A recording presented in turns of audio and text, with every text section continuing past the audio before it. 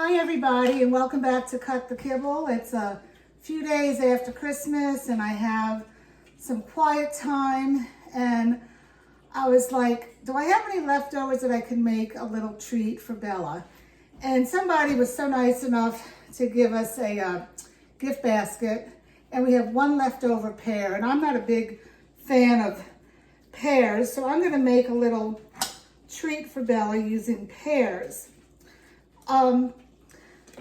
Now, the only fruit I really put in for her breakfast and dinner is blueberries, because they're so high in antioxidants. You have to do that.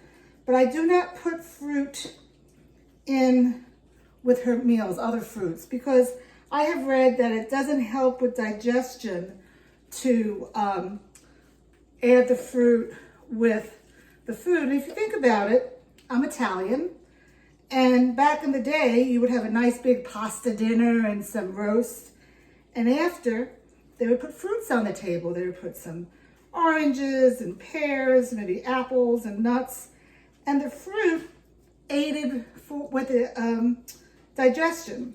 So with dogs, this is my dog, I give her fruit only as a snack, because I'm afraid that it may not do well mixing it with the meat and the vegetables. So she'll get like a mid-afternoon snack. And what I'm making right now is going to be basically her before bedtime. I call it a biscuit. And I bake this like 375 until cooked, but I don't do hard biscuits for Bella because she does not have 19 teeth. So I just do a soft little biscuit, like the consistency of maybe a soft molasses cookie, ginger cookie. And I always give her a treat at night before she goes to bed to try to soak up any acids that are in her tummy during the night. It used to be that in the mornings, both my dogs would vomit some yellow stuff. It was acid.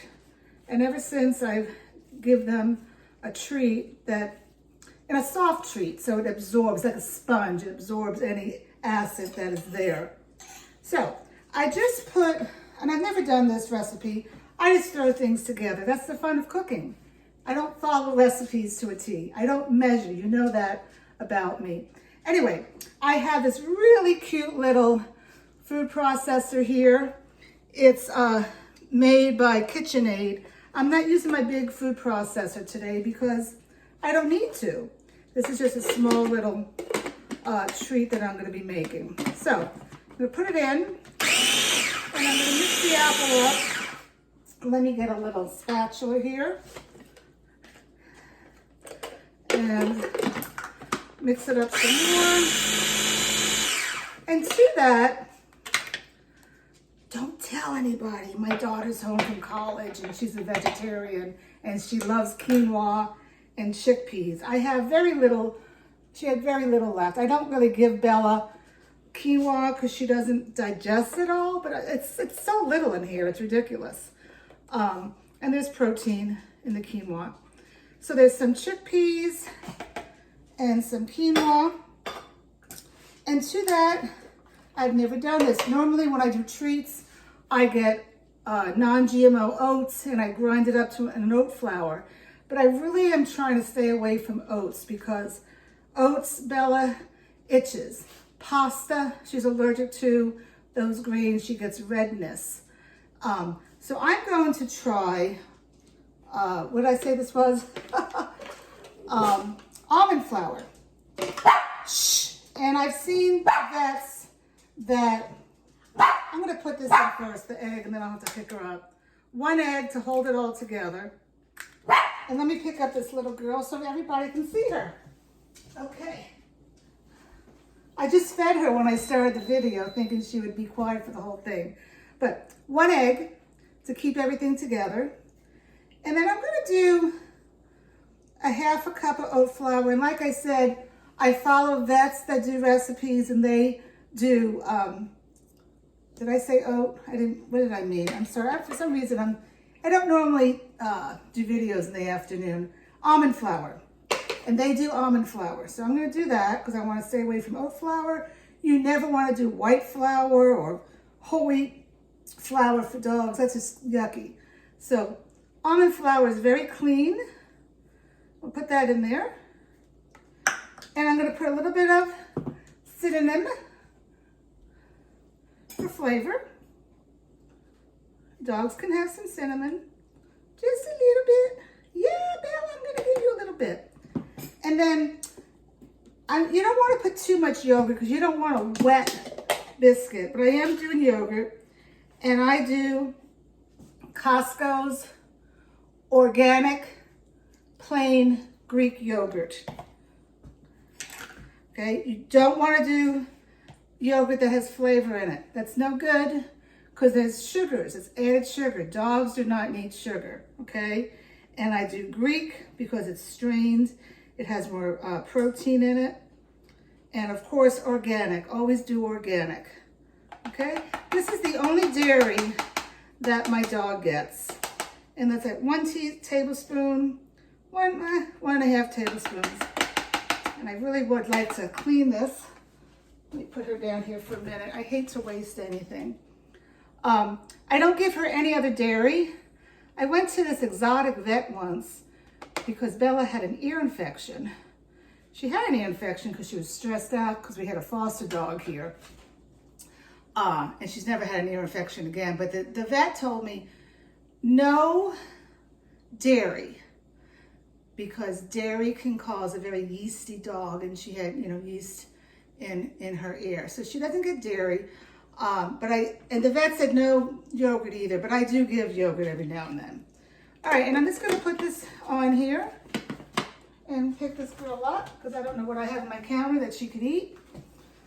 And there we go. Now I'm gonna look at it and I'm gonna see the consistency of it. Where did my spoon go? My spoon went in the sink, so I need to get another spoon. Because I don't want it too wet. And that is a little wet.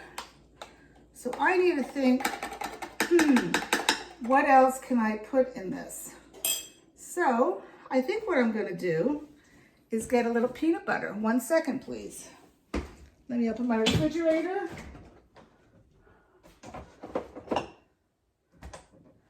I have tahini, but I don't know if tahini is good for dogs, so I'm not going to do that. And this peanut butter, you know what? I don't think I'm going to, cashews, I'm not going to do it. I'm not going to put that in there. So what I'm going to do is just add a little bit more flour. I don't know about cashews. I know they can't eat macadamia nuts, but I don't want to risk it. You don't want to do something that you're uncertain about. And we'll see what that consistency is. And that's much better. Okay, so what I'm going to do is just pour this all on this sheet pan. I always use parchment paper so nothing sticks. And I'm going to bake it until it's the consistency for my dog. If you want a hard biscuit, bake it longer. Make it 375 for, maybe 35 minutes. But I want like a soft cookie so that she doesn't have a hard time chewing. So that was really easy. You can do things with leftovers. If you had apples, you could do that. Just a little something. I could have put some powdered peanut butter. That's what I really wanted to put in here, but I didn't have any. I need to buy some. So anyway, I hope you have had a good holiday, and I hope you're giving your dog some attention because, with people coming in and out of your house, it's stressful for the dog. Dogs like a routine. They need a routine, and when they don't have the routine, they get out of sorts. So I hope things are getting quiet for you for a few days so you could spend some time with your dog. And please let me know if you want me to do any other recipes. So from Miss Bella and Paula and Cut the Kibble, thank you very much. Goodbye now.